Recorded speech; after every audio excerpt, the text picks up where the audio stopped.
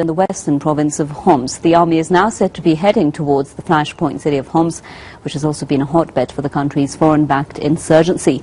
Syria's latest military success came after it managed to liberate the towns of al-Qusayr and al-Nusra. Al-Nusra is a crossing between Syria and the Golan Heights. It was briefly captured by Takfiri militants. Militants launched an unsuccessful attack on the crossing today, but were repelled by government forces. The liberation of al-Nusra came a day after Syrian forces took full control of the strategic border town of al-Qusayr. Al-Qusayr was an important centre and supply route for the militants. Damascus says a large number of Takfiri extremists, including al-Qaeda-linked Salafi militants, lost their lives in the clashes. Mohammed Ali is our correspondent with me now live from Damascus. So, Mohammed, the latest news is telling us that the army has seized control of the strategic town of Daba'a in western Syria. Tell us about the importance of this victory for the Syrian forces. Yes, this is true, Huma. This is the latest successful operations over there in al-Qusayr countryside, just in Homs countryside also, just between Homs and al-Qusayr. As you know, the Syrian army several days ago took control and regained control, full control of al-Qusayr, which is one of the main strongholds of foreign-backed militants over there.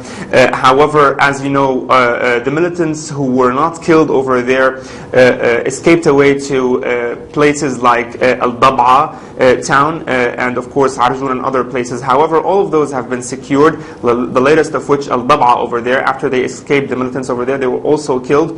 The Syrian army units have controlled up till the moment nearly more than 95% of the southwestern countryside of Homs, including of course the main town of al-Qusayr. This is a very important development, very important advancement, because over there all that area was used in the past couple of 2 years by armed men to infiltrate from Lebanon into Syria and smuggle in with them weapons to the city of Homs or Damascus countryside.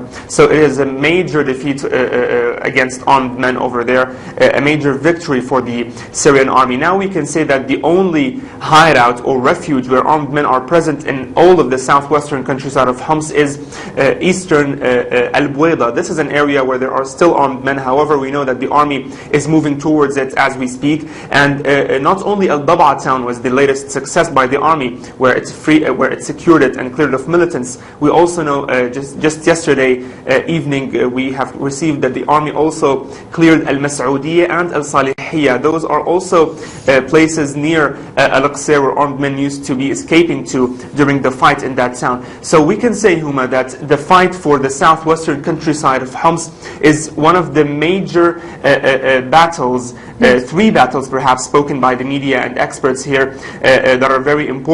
Southwestern countryside of Homs is one of them, which has been almost all cleared of armed men. We have now also information that the army is heading towards the northern countryside of Aleppo. There will be also another battle over there between the Syrian army and foreign-backed militants, in addition to Damascus countryside. But by clearing all that area in Homs countryside, the Syrian army has blocked the way in front of militants who are being, of course, using that area to infiltrate and smuggle in weapons and the influx of weapons over there. So it's a major development, and we are, of course, expecting, as I told you, fighting to take place in Aleppo countryside. Thank you very much, Mohammed Ali, our correspondent, with all the latest there. And now, a series of anti-Israeli protest rallies dubbed the Global March to Jerusalem al-Quds are to be staged in several countries. Demonstrations are due in the US, the UK, Canada, Germany, Turkey and many other places. Organisers say the protesters will call for the liberation of East Jerusalem al-Quds and the entire Palestinian territories from Israeli occupation. Our correspondent Ashraf Shannon is with us now live from the Gaza Strip. Let's get more information from him. So, Ashraf, we are seeing behind you a lot of people have already gathered. Tell us about their plans today. Yes, Homa, behind me thousands of Palestinians as well as some international activists who managed to reach Gaza.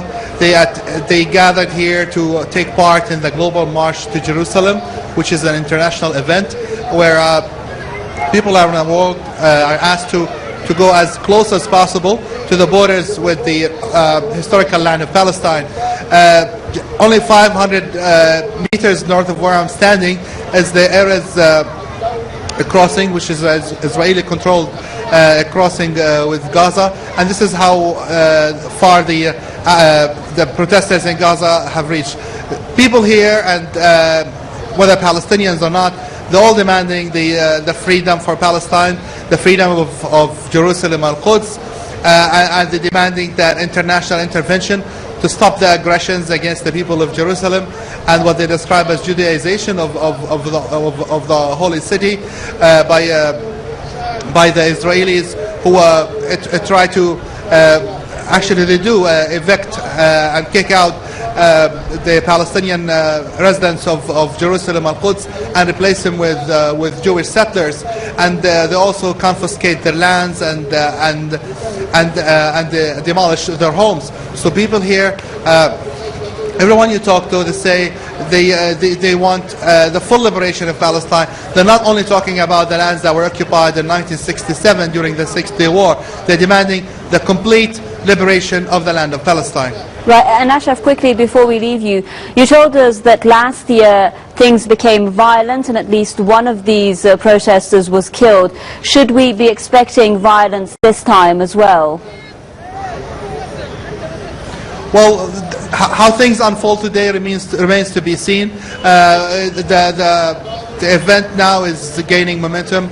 Hundreds and hundreds of people are still coming in, and for security forces in Gaza will be next to impossible to control if people can reach the border area or not. So it's an event unfolding, and we're waiting for things to develop. Ashraf Shannon, a correspondent with us there in Gaza. Thank you very much. And now, the Turkish Prime Minister calls for an end to protests amid growing public outrage at his government. He's also asked the nation to distance themselves from, quote, lawless protests in the country. We can't allow anyone to behave in an unlawful way in this country, to disrupt by vandalizing, to destroy cities' private property, and hurt our people. Erdogan was speaking among his supporters who'd gathered at Istanbul airport after his return from a trip to North Africa. During the speech broadcast live on television, the crowds were chanting, quote, "Let us go and destroy Taksim." This as thousands of anti-government protesters are out in the streets in Istanbul and Ankara. The demonstrations in Turkey began on the 28th of May in protest at a government construction plan in a corner of Istanbul's iconic Taksim Square. Police forces responded to the nationwide protests with a heavy-handed crackdown. So far, at least 4 have been killed and 4,000 others have been injured. The Turkish demonstrators have vowed to continue their protests against the government of Recep Tayyip Erdogan. Let's listen to what they had to say. The message from all these people is clear that Erdogan has no more place in this country right now. We want our trees, we want our parks, we want our Taksim Square. So I think he's kidding just because he can't get what he's wanted anymore. We are here to stand against this, and we will be here for as long as they try to take our freedom away from us. We will never live here, and no threat or authoritarian act can change our mind. We will try to continue as long as we can. I've been here for 4 days. Some of our friends have been here for 10 days. There are some friends who have been here from the beginning. So it doesn't matter what he says. We will keep on staying here. Well, anti-government rallies at Istanbul's iconic Taksim Square have been going on for days now. The demonstrators from various political groups have been camping out at the Gezi Park, which is the epicenter of Turkey's worst anti-government protests in a decade. Their demand is for Erdogan's government to resign.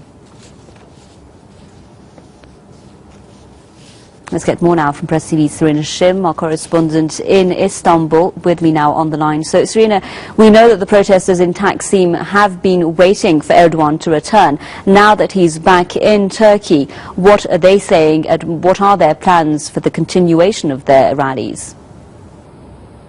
Well, Erdogan urged protesters, as you know, to put a halt to their demonstrations immediately. And as you said, the crowd of protesters that were awaiting him at the Patriotic airport were chanting slogans like, "Let's go and crush Gezi Park." So we don't know if there will be clashes between pro-government demonstrators and the protesters who have been on the streets for days. However, protesters do continue to occupy Taksim Square and protests are still happening in Ankara.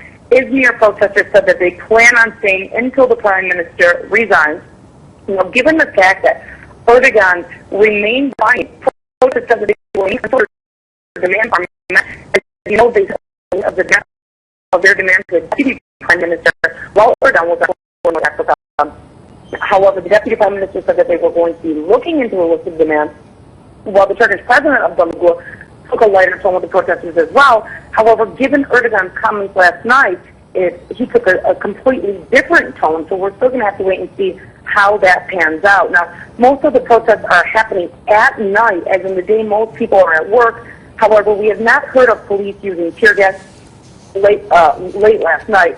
Previously, police have attacked protesters while they were sleeping at night with tear gas and water cannons, but in the late hours of last night, we didn't hear anything of that sort. Now, meanwhile, police continue to crack down on Twitter users as the protesters have been using Twitter as their main ally for all of their development, getting all of their developments out to the public. Yes. Now, we know police have detained 33 Twitter users. However, the Turkish President Abdullah has said he will not allow the witch hunt to continue. Syrian, our correspondent with us there on the line from Istanbul. Thank you very much.